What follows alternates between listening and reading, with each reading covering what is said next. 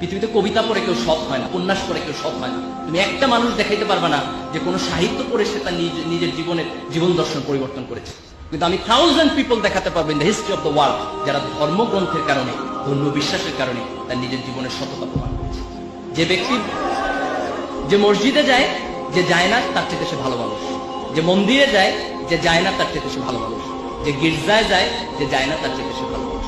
পৃথিবীর কোনো ধর্ম মানুষকে অন্যায় শেখায় না, পৃথিবীর কোনো ধর্ম মানুষকে মিথ্যা কথা শেখায় না, পৃথিবীর কোনো ধর্ম মানুষকে নগ্নতা শেখায় না, পৃথিবীর কোনো ধর্ম মানুষকে অশ্লীলতা শেখায় না।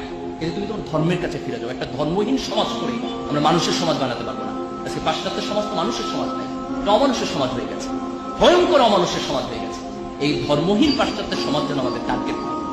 তোমাকে একটা জিনিস মনে রাখতে হবে, তুমি পরিশ্রম করবা, তুমি তার ফলাফল পাবা। তুমি ফাঁকিবাজি করবা, তারও ফলাফল তুমি পাবা। প্রত্যেকটা ভালো কাজের একটা রিওয়ার্ড আছে, প্রত্যেকটা খারাপ কাজের একটা পানিশমেন্ট আছে। আমি দুইটা ধর্মের দুইটা মাইথোলজি থেকে দুইটা কোট করে আমি আমার বক্তব্য শেষ করব। হিন্দু ধর্মের একটা গল্প আছে এরকম যে তাদের একজন রাজা ছিলেন, মুসপ্রভু, তার নাম ছিল গান্ধারী। একটা যুদ্ধে তার অনেকগুলো সন্তান মারা গেছে। তো সে ঈশ্বরকে প্রশ্ন করলো যে, ঈশ্বর, তুমি আমাকে এত বড় পানিশমেন্ট কেন দিলে যে আমার সব সন্তান একটা যুদ্ধে মারা গেল? আমি তো এরকম কোনো অন্যায় করি নাই। আমার যতটুকু মনে পড়ে আমি আমার জীবনে যাতে কোনো সিন, কোনো ক্রাইম আমি করিনি। ঈশ্বর তাকে বলতেছেন যে তুমি ছোটবেলায় যখন খেলাধুলা করতেছিলে, তো একদিন খেলার ছলে কিছু প্রজাপতি মেরেছে, প্রজাপতি মেরে তুমি তোমার গলায় মালা বানিয়েছে। বলছে ওই প্রজাপতি মারার পানিশমেন্ট হিসেবে আমি তোমার সন্তানকে এই যুদ্ধ হত্যা করেছি। সে হচ্ছে আমি তো এটা খেলার ছলে করেছি। ঈশ্বর বলতেছে আমিও এটা খেলার ছলে করেছি। This important.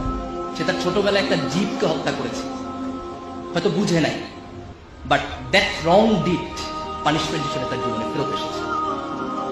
বুখারী শরীফে একটা হাদিস আছে যে প্রাচীন আমলের একজন মহিলা ছিলেন, তিনি খুব খারাপ মহিলা ছিলেন। তিনি একদিন রাস্তা দিয়ে যাচ্ছেন, হঠাৎ করে তিনি দেখছেন একটা কুকুর খুব পিপাসু, খুব দয়া হলো কুকুরটা দেখে, এবং তিনি একটা কুয়া থেকে পানি তুলে নিয়ে এসে সে কুকুরটাকে খাওয়ালেন। এবং আল্লাহ রাসূল সে হাদিসে কোট করছেন যে এই যে একটা তৃষ্ণার্ত জীবের প্রতি তার অন্তরে কিছুটা দয়া সৃষ্টি হয়েছে, সেটার কারণে খোদা তার পুরাতন জীবনের সকল গুনাহকে মাফ করে দিয়েছে। That was a very small ভালো কাজ, খুব ছোট্ট একটা ভালো কাজ, কিন্তু সেই ভালো কাজটা খোদার আরশে গিয়ে অনেক বড় হিসাবে তার কাছে প্রতিদান হিসাবে ফেরত এসেছে। এই যে আমরা আমাদের জীবনে অনেকগুলো কাজ করি, আমরা তো অনেক ভাবি না যে এটার আউটপুট কি হবে, কিন্তু তুমি একটা ছোট্ট ভালো কাজ করো, বিলিভ মি, এই ভালো কাজের প্রতিদান তুমি তোমার জীবনে পাবা। তুমি একটা ছোট্ট খারাপ কাজ করো, এর প্রতিদান তুমি তোমার পাবা। এই জেনারেশনে না হলে নেক্সট জেনারেশনে।